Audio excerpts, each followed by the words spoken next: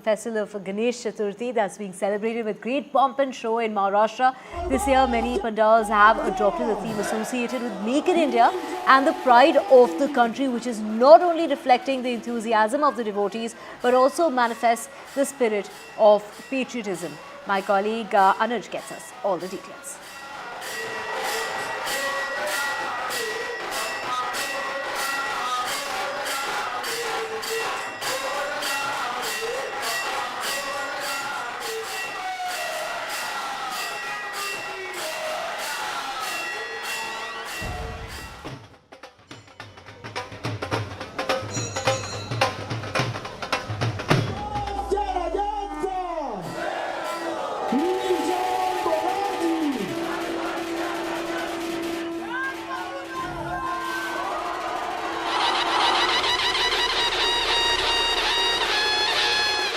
Colour, fervour and craftsmanship mark the Ganesh Pandals in Mumbai.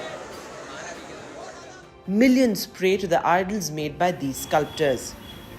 उसमें कोई भी die का साचा का यूज नहीं होता है, तो उन्होंने वो वहाँ से परंपरा चालू किया है।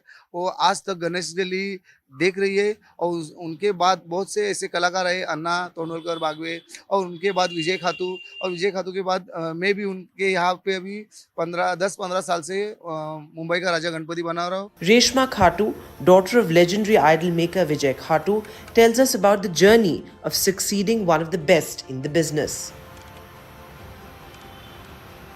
2017 में जब मेरे पापा गुजर गए तो उसका रियलाइजेशन उनके जाने के बाद उस दिन मुझे हुआ, क्योंकि बहुत भारी संख्या में उनके जो फ़ैन थे वहाँ पे आए थे, और उस दिन रियलाइज़ हुआ कि विजय खातू मेरे लिए पापा है लेकिन दुनिया के लिए बहुत बड़ा नाम है, और उनकी जो खाली स्पेस है वो मुझे भरने की बहुत ज़रूरत है, क्योंकि वो नाम और वो चेहरा आज भी इस उत्सव में चलना मुझे ऐसा लगा बहुत इम्पोर्टेंट है। While Satish Valivadkar makes idols for 15 to 20 mandals, the one that stands out every year is Mumbai Cha Raja. सबसे बड़ा मैं भाग्यवान मानूंगा कि मुंबई का राजा मुझे गए 10-15 साल से बनाने मिल रहा है। हर साल अलग अलग स्वरूप में, अलग अलग रूप में गणपति को साकारा जाता है, और मेन ये है कि वो हाथ से बनाया जाता है, ये इसके लिए। और जो कैसा है, जो मज़ा हाथ से बनाने में है वो मज़ा इतर दूसरा कोई असेंबलिंग में नहीं उतना आता है। The sculptors have their own ways of finishing their jobs effectively, like taking fewer assignments or preferring POP over any other material. इसका मीडियम जो यूज़ हम करते हैं वो POP का रहता है, तो इसी वजह से हम कम टाइम में जो है मूर्तियाँ बना पाते हैं और दे पाते हैं। और ये हम लोगों ने एक मीडियम चूज़ किया है, एक माध्यम चूज़ किया है जो कन्वीनियंट है मंडल की तरफ से भी, मंडल के लिए भी और हमारे लिए भी। तो इस प्रोसेस में लगभग अगर एक ही मूर्ति में लूँ तो लगभग एक 15-20 दिन काफ़ी है। The usage of plaster of Paris or POP is a point of debate. While environmentalists continue to bat for eco-friendly Ganeshas, sculptors have a different perspective. ये इशू कब होता है, जब ये लोग विसर्जन का मुद्दा उठाते हैं।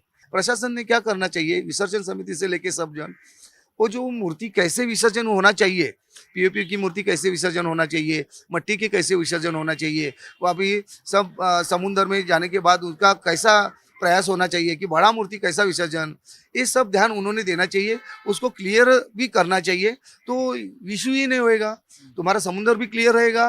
कन्वीनियंट है पीओपी एक्चुअली मूर्तिकारों के लिए।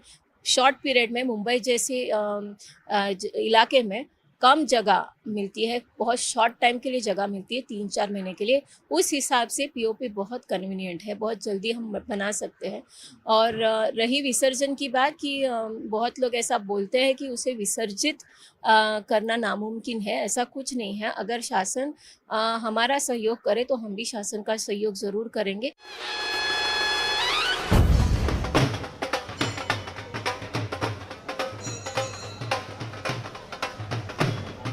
Sculpting Ganesh idols for mandals which are over a century old is indeed a challenging task. But doing it with your hands is even more challenging. According to the sculptors from the current generation, this is a dying art. while the tradition of sculpting huge idols will continue in the future, but how much of human intervention will be there in the coming years will be a question that only time will be able to answer. With camera person Rajendra Dayalkar, this is Anuj Raiti reporting from NDTV 24/7.